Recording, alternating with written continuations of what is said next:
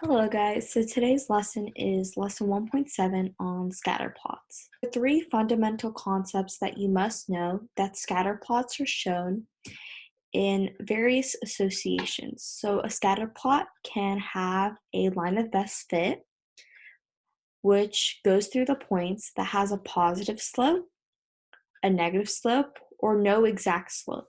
So as you see in these diagrams, the positive association has a trend that is going up, whereas the negative association has a trend that is going down. And the random association doesn't really have any exact trend. So for the positive association, as x increases, y increases. But for the negative association, as x increases, y decreases. And for random association, there is no relationship that we can identify. So now let's jump into the problems. So for number 3, height and shoe size. So as height increases, would shoe size increase or decrease? For number 3, as one's height increases, would their shoe size increase? Most likely yes, because as you get older, your shoe size typically increases, which means your height typically increases. So since these both increase, this would be a positive association. So as you spend more time doing homework, would your test grades go up or down? Probably up, because as you have more exposure to that material on the homework, you probably will do better on your tests. So since they, again, are both positive relationship, the answer would be positive association. What type of relationship would you expect from a scatter plot for data about people under the age of 20 and the number of words in their knowledge of vocabulary?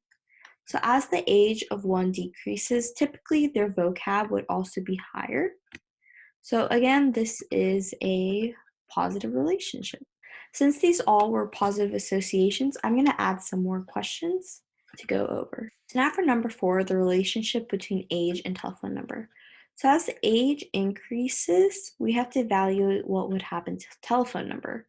Well, age doesn't directly impact telephone number or indirectly, so since they have no relationship with each other, we can assume that it is a random association. So now for the last question, the amount of water in a bathtub and the time since the plug was pulled.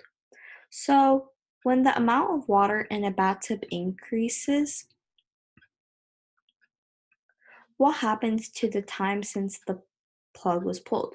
Well, as soon as you pull out the plug, the water will stop flowing in the bathtub, which means as the time increases from when the plug was pulled, the water level will decrease more and more.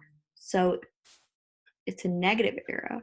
And since this is positive, since as x increases, amount of water decreases, it would be a negative association.